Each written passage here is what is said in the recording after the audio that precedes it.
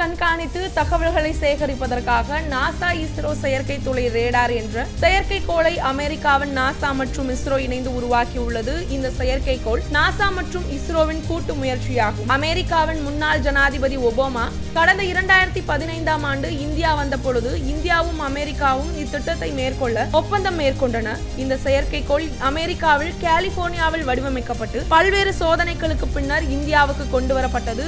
விண்ணில் ஏவும் பொழுது எதிர்பார்த்ததை விட அதிக வெப்பம் அடைவதற்கான அபாயத்தை குறைக்க பிரதிபலிப்பு பூச்சு பயன்படுத்த கலிபோர்னியாவில் உள்ள உற்பத்தியாளர்களிடம் செயற்கைக்கோள் திருப்பி அனுப்பப்பட்டது. அங்கு மீண்டும் சரி செய்யப்பட்டு இந்தியா அனுப்பப்பட்டது. பல்வேறு கட்ட சோதனைகளுக்காக நிசர் செயற்கைக்கோள் விண்ணில் ஏவப்படும் தேதி தள்ளிக்கொண்டே போனது. பின்னர் கடந்த மாதம் பெங்களூரில் இருந்து ஆந்திர மாநிலம் திருப்பதி மாவட்டம் ஸ்ரீஹரிகோட்டாவில் உள்ள சதீஷ் தவான் விண்வெளி ஆய்வு மையத்திற்கு நிசர் செயற்கைக்கோள் முழு சோதனையை முடித்து கொண்டு வரப்பட்டு உள்ளது. இது GSLV Mark II ராக்கெட்டில் பொருத்தப்பட்டு அடுத்த மாதம் 14ஆம் தேதி விண்ணில் ஏவ இஸ்ரோ மற்றும் நாசா விஞ்ஞானிகள் திட்டமிட்டு உள்ளனர். இந்த செயற்கைக்கோள் பூமியிலிருந்து 747 கிலோமீட்டர் சூரிய ஒத்திசைவான சுற்றுப்பாதையில் நிலைநிறுத்தப்பட உள்ளது. 2800 கிலோ எடை கொண்ட நிசர் செயற்கைக்கோள் 3 ஆண்டுகள் ஆயுட்காலத்தை கொண்டுள்ளது. அத்துடன் 6500 வாட் சக்தி திறன் உள்ளது.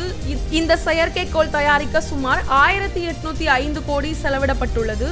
இந்த செயற்கைக்கோள் பூமியின் மேற்பரப்பில் ஏற்படும் மாற்றங்களை துல்லியமாக கண்காணிக்க உதவுகிறது. குறிப்பாக பனிப்பாறைகள், காடுகள் மற்றும் விவசாய நிலங்கள் போன்றவற்றை ஆய்வு செய்யும். அத்துடன் நிலநடுக்கம், நிலச்சரிவு, எரிமலை வெடிப்பு போன்ற பேரிடர்களை கண்காணிக்கவும் அவற்றின் தாக்கத்தை குறைக்கவும் உதவும். அத்துடன் காடுகள் மற்றும் சதுப்பு நிலங்கள் போன்ற இயற்கை வளங்களை நிலையாக நிர்வகிக்க உதவி செய்கிறது. தொலைதூர உணர்தலுக்காகவும் பூமியில் இயற்கை செயல்முறைகளை கண்காணிக்கவும் இந்த செயற்கைக்கோள் உதவும்.